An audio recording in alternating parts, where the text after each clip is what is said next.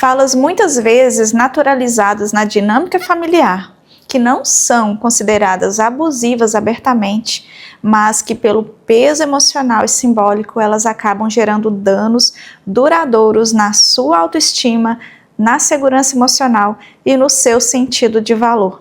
Depois desse vídeo você verá que muita coisa irá fazer sentido. Eu me chamo Sabrina Silva, sou psicanalista, estudante de filosofia e nesse canal eu falo de autoconhecimento unindo psicanálise, neurociência e fé. Bom, nem toda toxicidade ela é visível, mas as palavras podem deixar marcas profundas que reverberam na nossa vida adulta.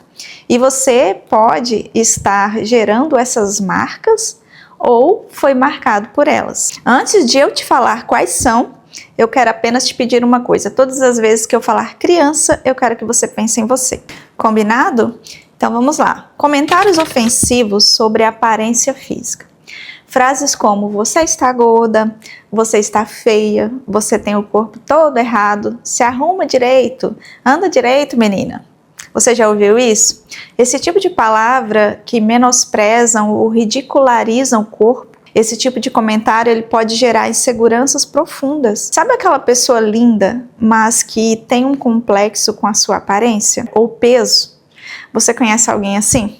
Me conta aí. Perguntas provocativas sobre as ações da criança. Críticas constantes às suas escolhas. Eu vou te dar alguns exemplos. Por que você sempre age assim? Você acha mesmo que aquilo é uma boa ideia? Por que você não age como o seu irmão ou como outra criança?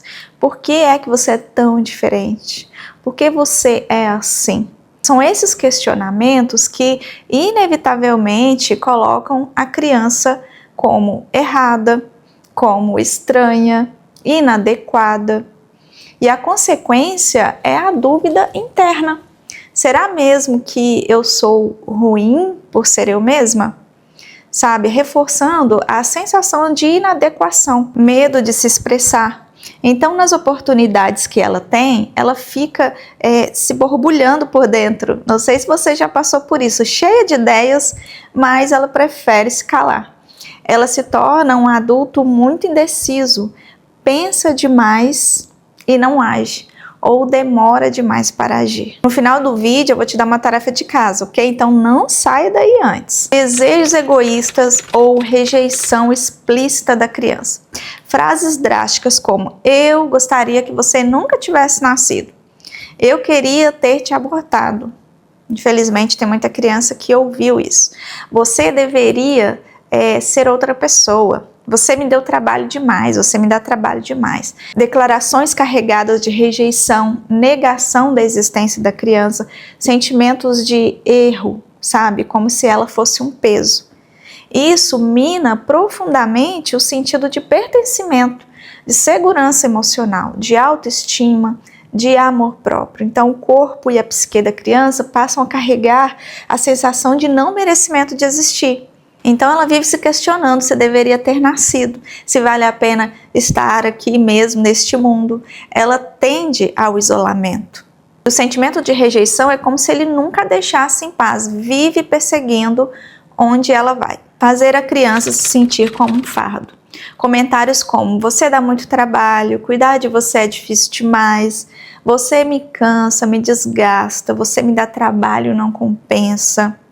Mensagens que implicam que a sua existência atrapalha ou gera incômodo.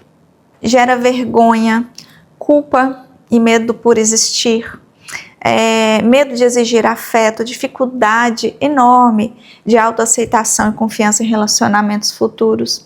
E também causa aquela sensação de dívida eterna, como se tudo que fizesse de volta não fosse suficiente. Então você se sabota e não prospera, escolhe sempre o pior para você, o mais barato, sabe? E não gosta de pedir ajuda. Normalmente, essas são as sequelas dessas palavras. Comparações desvalorizantes com outras crianças, irmãos ou pessoas externas. Por que você não é como seu irmão? Olha fulano, ele faz melhor do que você. Outras crianças são mais espertas, boas, mais dóceis do que você.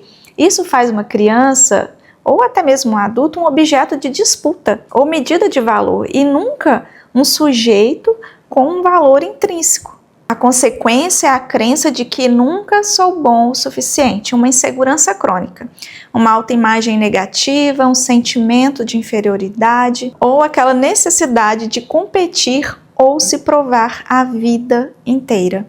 Palavras ou afirmações totalmente depreciativas, abusivas verbalmente. Chamá-la, por exemplo, de burra, de inútil, fracassada, você nunca vai conseguir nada na vida, vai ser sempre um peso.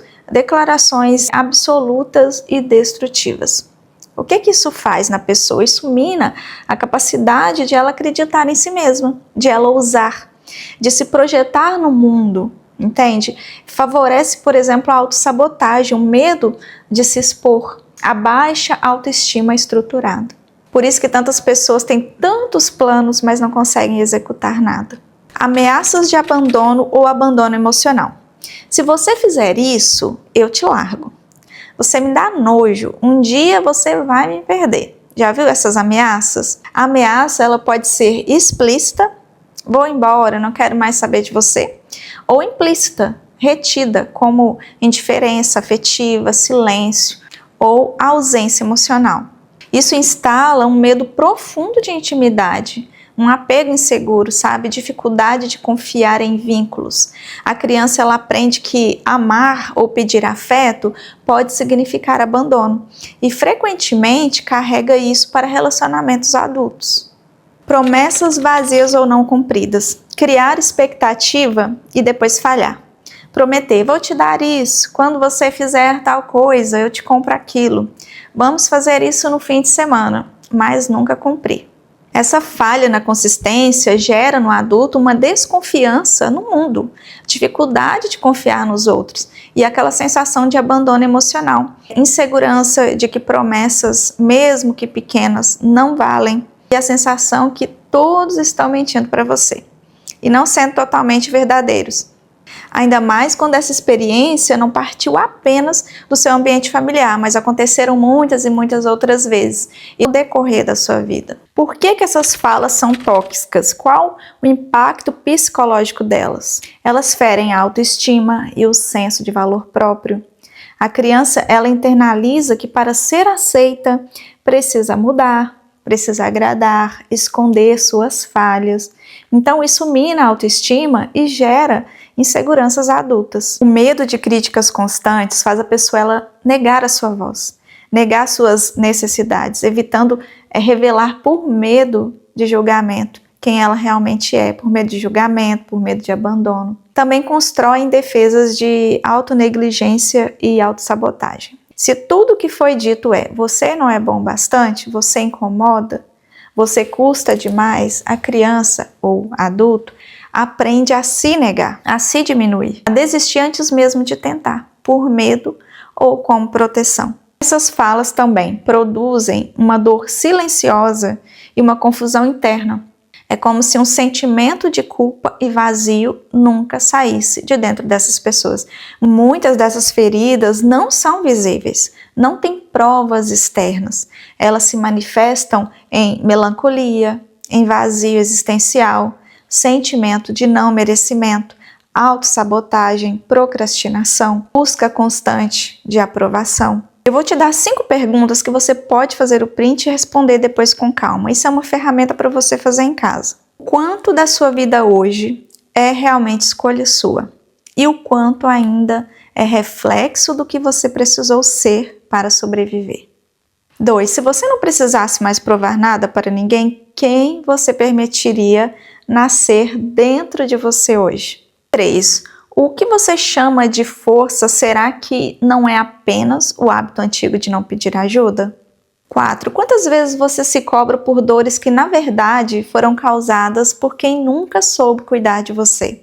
E 5. Se a sua criança interior pudesse falar sem medo, qual seria a primeira verdade que ela contaria sobre o que te doeu?